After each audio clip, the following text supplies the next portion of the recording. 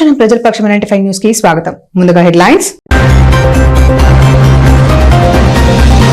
కలకత్తా లాంటి ఘటన మరొక ఘటన జరగకముందే అధికారులు స్పందించాలి, హెచ్చరించిన గోల్డెన్ వ్యాలీ ఇంటిగ్రేటెడ్ కళాశాల పూర్వపు సెక్యూరిటీ ఆఫీసర్ సతీష్. వాల్మీకి మహర్షి జయంతిని సెలవు దినంగా ప్రకటించాలి, పీఆర్ఎస్ఎస్ వాల్మీకి రిజర్వేషన్ సాధన సమితి అధ్యక్షులు పొదల నరసింహులు డిమాండ్. ఇసుక నూతపల్లిలో ఆదివారం సాయంత్రం నిర్వహించిన వినాయక నిమజ్జన కార్యక్రమానికి టీడీపీ నాయకుల ఆహ్వానం మేరకు ముఖ్య అతిథిగా పాల్గొన్న తాలూకా CI Kala Venkatrao. పొంగనూరులో tension MP Mithun Reddy పర్యటనను టీడీపీ శ్రేణులు అడ్డుకుంటారని భారీగా మోహరించిన పోలీసులు.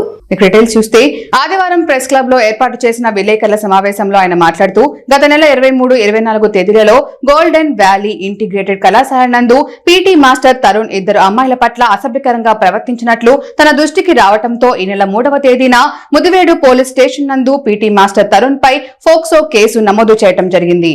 FIR number 115/24. అయితే బాధితురాలలో ఒకరి ద్వారా బాధితులకు అండగా నిలిచిన సతీష్, మరో బాధితురాలు తండ్రి మస్తాన్ పైన SC/ST కేసు నమోదు చేయించడం జరిగిందన్నారు. అయితే కళాశాలలోని సీసీటీవీ ఫుటేజీల్లో తప్పు ఎవరు చేశారో అన్నదానికి పూర్తి సాక్ష్యాధారాలు ఉన్నాయని వాటిని పరిశీలించి తమకు న్యాయం చేయాలని వారు కోరారు. బాధితుల పక్షాన అండగా నిలిచినందుకు తమను విధుల నుండి తొలగించారని, తమపై నిరాధార కేసులు నమోదు చేస్తున్నారని ఆవేదన వ్యక్తం చేశారు.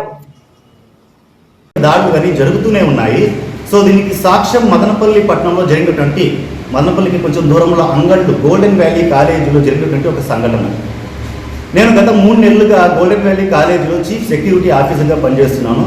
గత నెల 23వ తేదీన అదే కాలేజీలో చదువుతున్నటువంటి 2 విద్యార్థులు నా దగ్గరకు వచ్చి లైంగికంగా అదే కాలేజీలో చదువుతున్న పీటీగా ఉన్నటువంటి ఒక లెక్చరర్ మా మీద లైంగికంగా దాడి చేసినట్టు కంప్లైంట్ చేయడం జరిగింది. సో ఈ కంప్లైంట్ని మేము ప్రిన్సిపాల్ దగ్గరికి కానీ పై అథారిటీ మేనేజ్మెంట్కి తీసుకెళ్ళిన తర్వాత సో వారు ఎటువంటి చర్యలు తీసుకోకుండా పోవడం వల్ల తదుపరి రోజు విషయం ఏమైందంటే ఎవరైతే బాధితురాలు ఉన్నారో ఇంకొక అమ్మాయి వారి పేరెంట్స్ని పిలుచుకొని వచ్చి పోలీస్ కంప్లైంట్ చేయడం జరిగింది. సో ముదివేడుకు సంబంధించినటువంటి సిఐ గారు కూడా అదే కాలేజీకి వచ్చి విచారించి కంప్లైంట్ స్వీకరించడం కూడా జరిగింది. సో ఇది ఇలా ఉండగా మేము అడిషనల్ డైరెక్టర్ గారు మరియు నేను చీఫ్ సెక్యూరిటీగా ఉన్నటువంటి నేను పిల్లలకి మద్దతుగా ఉన్నందుకు, బాధితులకు మద్దతుగా ఉన్నందుకు మమ్మల్ని అక్కడి నుంచి తొలగించారన్నమాట. తొలగించడమే కాకుండా నాకున్నటువంటి సీసీటీవీ అథారిటీని కూడా డిలీట్ చేయడం జరిగింది. సో ఇక్కడ ఏదైతే ఆ బాధితురాలు వచ్చి కంప్లైంట్ చేశారో అప్పుడు ఆ కంప్లైంట్ వచ్చిన తర్వాత అతన్ని ఎవరైతే మోసం చేశాడో అతన్ని పిలిపించి అతను ఒప్పుకోవడం జరిగింది, అతను సారీ చెప్పి పంపించడం కూడా జరిగిందనమాట. దీనికి సంబంధించిన అన్ని వీడియో మరియు ఆడియో ఫుటేజ్ సీసీటీవీ కెమెరాలో ఉన్నాయి సాక్ష్యాలుగా. సో ఇది ఇలా ఉంటే సో నెక్స్ట్ డే వారికి న్యాయం జరగలేదు, 4 గోడల మధ్య సారీ చెప్పి వదిలేయడం అనేది ఏ విధంగా న్యాయం జరుగుతుందని చెప్పి న్యాయం జరగకపోగా అందులో ఒక అమ్మాయి నెక్స్ట్ డే వచ్చేసి పోలీసుని పిలిపించి సీఏ గారు వచ్చి విచారించి కేసు నమోదు చేయడం కోసం వచ్చారనమాట. బట్ కేసు అయితే అప్పుడున్నటువంటి చైర్మన్ గారు మమ్మల్ని తొలగిస్తే వెళ్ళిపోతాం సార్, బట్ ఎందుకు తొలగిస్తున్నారని ప్రశ్నించాము. సో దానికి ఎటువంటి సమాధానం రాలేదు, మేము వేచి ఉన్నాం, మా సాలీస్ క్రియేట్ చేయండి వెళ్ళిపోతాము. కేవలం ఒక నిజాన్ని మేము కప్పిపెచ్చేస్తాము అనే ఒక విషయంతో మమ్మల్ని బయట పంపించేశారు, బాధితులకి అండగా ఉండామని. ఇదిలా ఉండగా గత నెల 3వ తేదీన బాధితురాలు ఉన్నటువంటి ఒక అమ్మాయి మైనర్ అనమాట. ఆ అమ్మాయి పోలీస్ స్టేషన్లో కేసు రిజిస్టర్ చేయడం జరిగింది. అది కూడా చట్టం కింద ఈ నెల 3వ తేదీన ఎఫ్ఐఆర్ నెంబరు 115/2004 అన్నమాట. సో ఈ విషయం ఇలా ఉండగా నిన్నటికి మొన్న ఏదైతే బాధితురాలు ఉందో వారి యొక్క ఫాదర్ మీద, ఆ తర్వాత నా మీద, ఆ తర్వాత బాధితులకి సపోర్ట్గా ఉన్నటువంటి అడిషనల్ డైరెక్టర్ మీద, మేడం గారి మీద, మా ముగ్గురి మీద తప్పుడు కేసినటువంటి SC/ST అల్ట్రా కేసు పెట్టించడం జరిగింది. అది ఎవరితో? బాధితురాల్లో అన్నటువంటి 2 అమ్మాయిలు ఇంకొక అమ్మాయితో. అసలు చట్టం అనేది ఏ విధంగా పోతుంది? ఇప్పుడు మేము రాజ్యాంగ బద్దులై ఉన్నాము. ఒక క్రైమ్ జరిగినప్పుడు ఆ క్రైమ్ యొక్క విశేషాన్ని మేము ఖచ్చితంగా ఒక రాజ్యాంగ బద్దులైనటువంటి ఆ విషయాన్ని మేము బయటకు తెలియజేయాలి.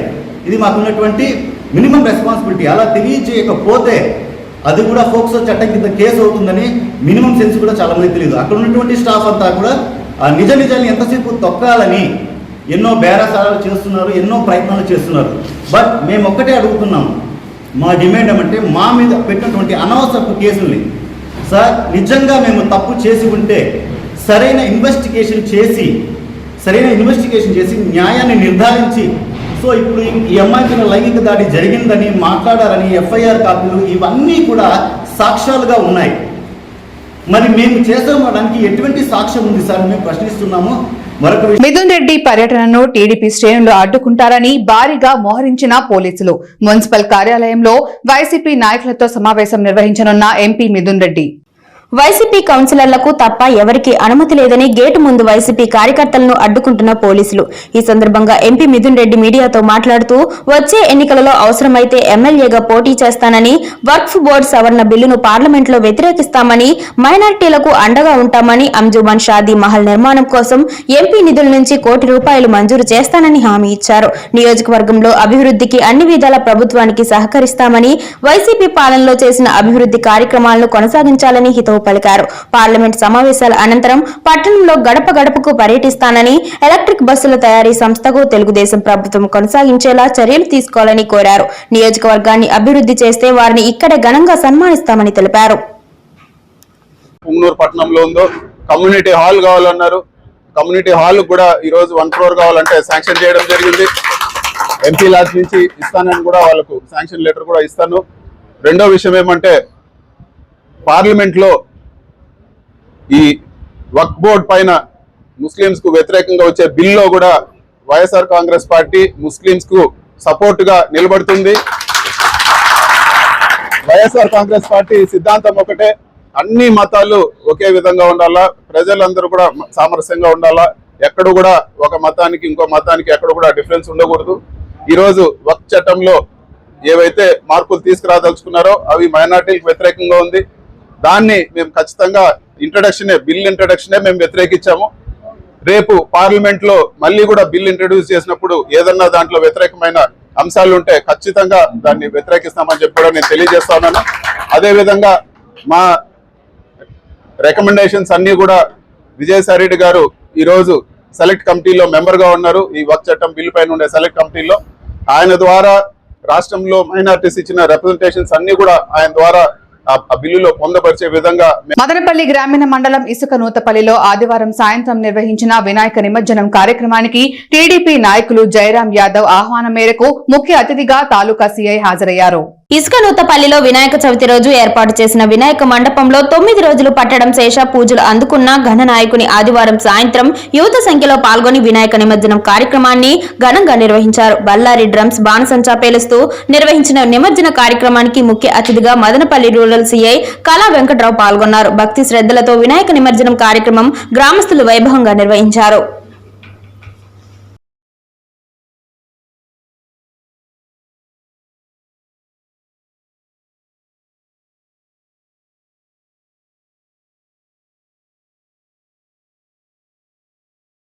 అక్టోబర్ నెల 17వ తేదీన జరగబో వాల్మీకి జయంతిని సెలవు దినంగా ప్రకటించి వాల్మీకులను ఎస్టీలుగా చేయాలని వాల్మీకి రిజర్వేషన్ సాధన సమితి అధ్యక్షులు పొదల నరసింహులు ప్రభుత్వాన్ని డిమాండ్ చేశారు. అలాగే దేశంలోనూ రాష్ట్రంలోనూ వాల్మీకులందరూ వాల్మీకి జయంతిని ఘనంగా జరుపుకోవాలని వాల్మీకి రిజర్వేషన్ సాధన సమితి వ్యవస్థాపక అధ్యక్షులు పొదల నరసింహులు పిలుపునిచ్చారు. అంతేకాకుండా వాల్మీకి జయంతి రోజు నాటికి వాల్మీకులను ఎస్టీలుగా గుర్తించాలని, లేని పక్షంలో వాల్మీకులు రాష్ట్ర వ్యాప్తంగా ఉద్యమాన్ని ఉధృతం చేస్తామని తెలిపారు. ఈ కార్యక్రమంలో రాష్ట్రీయ వాల్మీకి ధర్మ సమాజ్ రాష్ట్ర అధ్యక్షులు మేకల విజయమోహన్, రాష్ట్రీయ వాల్మీకి యువజన విభాగం రాష్ట్ర అధ్యక్షులు టేకపల్లి శ్రీనివాసులు, అన్నమయ్య జిల్లా ప్రధాన కార్యదర్శి కోట రమణ, గౌరవ అధ్యక్షులు చిన్నం వెంకటరమణ, నరసింహులు, నిమ్మనపల్లి వాల్మీకి మండల నాయకులు చంద్రాయుడు, మహిళా అధ్యక్షురాలు గౌరమ్మ, మండల నాయకులు కమలాకర, మేకల శివ, యువజన విభాగం నాయకులు అంబులెన్స్ సూరి, మండల నాయకులు రాగిపిండి రమణ, జిల్లా నాయకులు చిన్నం శ్రీరాములు, వాల్మీకి నాయకులు తదితరులు పాల్గొన్నారు. 17వ తేదీన వాల్మీకి జయంతి సందర్భంగా సెలవు దినంగా ప్రకటించాలని చెప్పి ప్రభుత్వాన్ని కోరుతున్నాం. అదేవిధంగా ఒక రామం చరిత్ర రాసిన వాల్మీకి మహర్షిని మర్చిపోతున్నారు కేంద్ర ప్రభుత్వం అయితేమి రాష్ట్ర ప్రభుత్వం అయితేమి. అదే కేంద్ర ప్రభుత్వంలో అక్కడ అయోధ్యలో రాముని నిర్మించడానికి అఘోరాలు కూడా ఎంతోమంది ఫైట్ చేసి ఎంతోమంది చనిపోవడం జరిగింది. అదే రాముని చరిత్ర రాసిన వాల్మీకి మహర్షి కూడా అక్కడ ఎయిర్పోర్ట్లో కూడా వాల్మీకి ఎయిర్పోర్ట్ అని చెప్పి పెట్టడం జరిగింది. ఆ కేంద్ర ప్రభుత్వానికి మా ధన్యవాదాలు తెలుపుకుంటున్నాం. అదేవిధంగా 17వ వాల్మీకి జయంతి రోజు ఖచ్చితంగా వాల్మీకి సెలవు దినంగా ప్రకటించాలని చెప్పి మేము డిమాండ్ చేస్తున్నాం. అదేవిధంగా రాష్ట్ర వ్యాప్తంగా ఉన్న వాల్మీకులంతా కూడా 5 జిల్లాలు ఎస్టీలు గాను 8 జిల్లాలు బీసీలు కానీ కొనసాగుతూనే ఉన్నారు. కానీ ఏ రాష్ట్రం వచ్చినా కూడా మేము రాగానే వాల్మీకులు ఎస్టీ చేస్తామని చెప్పి ప్రతి రాజకీయ పార్టీ మామూలు వాల్మీకులు మోసం చేస్తూనే ఉన్నాయి. కావున కంపల్సరీ ఈసారి జయంతి రోజున వాల్మీకి సెలవు దినం ప్రకటిస్తూ అదేవిధంగా వాల్మీకులు ఎస్టీ కావాలని చెప్పి ఈ సభకు తెలియజేస్తున్నాం. అదేవిధంగా మన ప్రతిపక్షము వైఎస్ఆర్ పార్టీ అయితే 4 జిల్లాలు ఎస్టీలుగా చేస్తాము అని చెప్పి అప్పుడు చెప్పడం జరిగింది. అదేవిధంగా 5 జిల్లాల్లో మామూలుగా ఎస్టీలుగా ఉంది. ఇప్పుడు 8 జిల్లాలు 4 జిల్లాలు ఎస్టీలుగా చేస్తామని చెప్తాము. కానీ ఇప్పుడు 3 రాజ్యాలు ఎట్లా? ముందుగా ఇక్కడ విచ్చేసిన పత్రికా విలేకరులకి, వాల్మీకి పెద్దలకి అందరికీ నా నమస్కారము. ముందుగా ఈ మధ్య జరిగిన విజయవాడ ఈ వరద బాధితులకి మా ప్రగాఢ సానుభూతి తెలుస్తూ వాళ్ళకి బాధితులకి కలియుగ దైవం వెంకటేశ్వర స్వామి మా మనోధైర్యం కల్పించాలని కోరుకుంటూ వచ్చే రేపు నెల 17వ తారీఖున వాల్మీకి జయంతి సందర్భంగా ప్రతి ఊర్లోనూ వాడవాడన ఒక పండగ వాతావరణంలో వాల్మీకులు ఈ జయంతి జరుపుకోవాలని కోరుకుంటూ అదే ప్రకారం ప్రభుత్వాన్ని డిమాండ్ చేస్తూ వాల్మీకి జయంతిని అధికారికంగా సెలవు దినంగా ప్రకటించాలని, లేని పక్షంలో మా ఉద్యమం ఉధృతం చేస్తామని హెచ్చరిస్తున్నాం. జై వాల్మీకి. వాల్మీకి సోదరులకి, అన్నమయ్య జిల్లా సోదరులందరికీ నమస్కారాలు. రేపు నెల 17వ తారీఖున మా వాల్మీకి జయంతి. వాల్మీకి మహాపురుషుడు అంటే ఈ దేశానికే గొప్ప మనిషి అయినోడు, గొప్ప ఇదైనోడు. కాబట్టి మాకు రేపు నెల 17వ తేదీన మా వాల్మీకి జయంతి కారణంగా మాకందరికీ గవర్నమెంట్ సెలవు ఇవ్వాలని మేము కోరుకుంటూ, అదేవిధంగా ఎన్నో ప్రభుత్వాలు వస్తున్నాయి. ఆ ప్రభుత్వంలో మాకు అన్ని జిల్లాల 60% మా వాల్మీకులు ఉంటే ఇంతవరకు మాకు ఎన్నో ఏళ్ళుగా మా నరసింహన్ కానీ అందరూ కానీ ఇక్కడ ఉండే నాయకులంతా కూడా పోరాడినా కూడా మాకు ఏ ఫలితము రాలేదు. కాబట్టి నిన్నలా మొన్న జగన్మోహన్ రెడ్డి కూడా చెప్పేసి ఈ అధికారం కోల్పోయినాడు. ఇప్పుడు చంద్రబాబు నాయుడు అధికారంలో ఉన్నాడు. చంద్రబాబు నాయుడు కూడా మేము ఇదే డిమాండ్ చేస్తుంది. ఖచ్చితంగా సార్, మీరు మాకు వాల్మీకులు ఎస్టీలా చేస్తే మీ ఎల్ల వెంట ఇప్పుడు కూడా మీ ఎల్ల వెంట ఉండి మా వాల్మీకులంతా కూడా నీకు సహకరించే ప్రతి ఒక్క నీ అధికారులు. పుట్టపర్తి శ్రీ సత్యసాయి జిల్లాలో పర్యటిస్తున్న రవాణా యువజన శాఖ మంత్రి మండిపల్లి రాంప్రసాద్ రెడ్డికి కూటమి నాయకులు, ప్రజాప్రతినిధులు ఘన స్వాగతం పలికారు. అనంతరం రవాణా, ఆర్టీసీ, క్రీడా శాఖ ఉన్నత అధికారులు మంత్రి గారిని మర్యాదపూర్వకంగా కలిసి అభినందనలు తెలిపారు.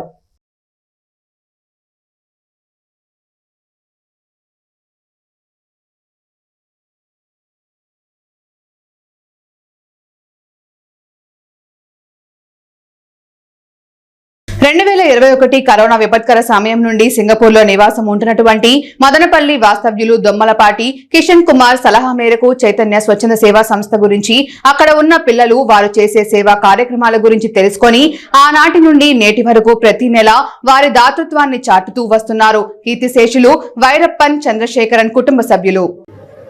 నేడు కీర్తిశేషులు వైరప్పన్ చంద్రశేఖరరావు 62వ జయంతి సందర్భంగా చైతన్య స్వచ్ఛంద సేవా సంస్థలోని 95 మంది చిన్నారులకు, 10 మంది వృద్ధులకు టవల్స్ మరియు మధ్యాహ్నం భోజనం అందజేసి వారి దాతృత్వాన్ని చాటుకున్నారు. ఈ సందర్భంగా చైతన్య స్వచ్ఛంద సేవా సంస్థ జనరల్ సెక్రటరీ కవితారాణి, కోశాధికారి పట్నం గిరిజమాల్ కీర్తిశేషులు వైరప్పన్ చంద్రశేఖరన్ చిత్రపటానికి మూలమాలలు వేసి శ్రద్ధాంజలి ఘటించారు. కవితారాణి మాట్లాడుతూ, కరోనా విపత్కర సమయం నుండి నేటి వరకు ప్రతి నెల ఆరోగ్యం, విద్య, వైద్యం అన్ని కార్యక్రమాలలో తమ వంతు సహాయం చేయడమే కాకుండా సింగపూర్, మలేషియా వంటి దేశాలలో మన సంస్థ గురించి తెలియజేసి అక్కడి నుంచి కూడా డొనేషన్లు పంపిస్తున్న కీర్తిశేషులు వైరప్పన్ చంద్రశేఖర్ కుటుంబ సభ్యులకు 2023 జూన్ 10వ తేదీన కీర్తిశేషులు వైరప్ప చంద్రశేఖర్ అనారోగ్యంతో మరణించారు. ఆ తర్వాత కూడా చంద్రశేఖరన్ కుమార్తె శక్తిప్రియ సంస్థను సందర్శించి పిల్లల యోగక్షేమాలు కనుక్కొని తండ్రి బాధ్యతలను ఆమె తీసుకొని మన సంస్థ గురించి పలు దేశాలలో తెలియజేసి ఆమె తమ వంతు సహాయ సహకారాలు అందిస్తున్నారని తెలియజేశారు. కీర్తిశేషులు వైరప్పన్ చంద్రశేఖరన్ కుటుంబ సభ్యుల సేవలు చిరస్మరణీయమని కోశాధికారి గిరిజమ్మాల్ కొనియాడారు. ఈ కార్యక్రమంలో పిల్లలు, వృద్ధులు చంద్రశేఖర్ చిత్రపటానికి నివాళులర్పించి మధ్యాహ్నం భోజనాన్ని స్వీకరించారు. డీటెయిల్స్ చూస్తే ప్రముఖ ఇంజనీరింగ్ విద్యా సంస్థ మెట్స్ ఇంజనీరింగ్ కళాశాల నందు ప్రపంచ ఓజోన్ దినోత్సవంను ఘనంగా జరుపుకున్నారు. ఈ కార్యక్రమంలో కళాశాల అడ్వైజర్ ఆర్&డి డాక్టర్ తులసిరామ్ నాయుడు మాట్లాడుతూ ప్రతి సంవత్సరం ప్రపంచ ఓజోన్ దినోత్సవంను ఓజోన్ పొర పరిరక్షణ కోసం అంతర్జాతీయ దినోత్సవాన్ని సెప్టెంబర్ 16న జరుపుకుంటామని అన్నారు. ఓజోన్ పొర క్రమంగా క్షీణిస్తోందని, దానిని సంరక్షించేందుకు మనం కొన్ని చర్యలు తీసుకోవాలని, ప్రజల్లో అవగాహన కల్పించేందుకు ప్రపంచ ఓజోన్ దినోత్సవాన్ని మనం జరుపుకోవాలని అన్నారు. ఈ రోజుల్లో మనం తీసుకునే ప్రతి నిర్ణయము ఓజోన్ పొరను దెబ్బతీస్తోంది. భూతాపం పెరిగినా, వానలు కురవకపోయినా, అడవులు తగ్గిపోయినా, కాలుష్యం ఎక్కువైనా ఇలాంటి అనర్థాలన్నీ ఓజోన్ పొరను దెబ్బతీసేవేనని ఆయన అన్నారు. పాలపై మీగడలా ఈ ఓజోన్ అనే వాయువు భూమి చుట్టూ ఓ పొరలా అల్లుకొని ఉంది అని, ఇది భూమి నుంచి స్ట్రాటో ఆవరణంలో 15 నుంచి 50 కిలోమీటర్ల మందంలో విస్తరించి ఉంది. సూర్యుడి నుంచి వచ్చే అతినీల లోహిత కిరణాలు డైరెక్ట్ గా భూమిపై పడనివ్వకుండా ఓజోన్ పొర అడ్డుకుంటోందని అన్నారు. దీని ఫలితంగా బగబగ మండే కిరణాలు మనపై పడకుండా ఉంటున్నాయి. ఆ పొరే గనక లేకపోతే ఆ కిరణాలు డైరెక్ట్ గా భూమిపై పడి మొత్తం ప్రాణికోటి చనిపోయేదని అన్నారు. ఓజోన్ పొరను దెబ్బతీస్తున్న స్ప్రేలు, పొలాల్లో చల్లుతున్న ఎరువులు, క్రిమి సంహారాలు, ఫ్రిడ్జ్లు, కార్లపై వేస్తున్న కలర్స్, క్లోరోఫ్లోరో కార్బన్ల వంటి వాటి వాడకాన్ని ఆపేయాలని 1987లోనే నిర్ణయం తీసుకున్నా ఇప్పటికీ అది అమలవ్వట్లేదు. ఫలితంగా ఓజోన్ పొర దెబ్బతింటూనే ఉంది అని అన్నారు. ప్రతి ఒక్కరూ దీని గురించి అవగాహన పెంచుకోవాలని ఆయన అన్నారు. విద్యార్థులకు నిర్వహించిన పోటీలలో గెలుపొందిన విద్యార్థులకు బహుమతులు అందజేశారు. ఈ కార్యక్రమంలో కెమిస్ట్రీ విభాగాధిపతి Ranjit Bhaskaran, first year coordinator doctor Chandramohan తా, డాక్టర్ రష్మీరాయ్ తదితరులు పాల్గొన్నారు. అనుక్షణం ప్రజల పక్షం 95 న్యూస్ ఇంతటితో సమాప్తం. తిరిగి రేపటి బులెటిన్ లో మళ్ళీ కలుద్దాం. అంతవరకు సెలవు. నమస్కారం.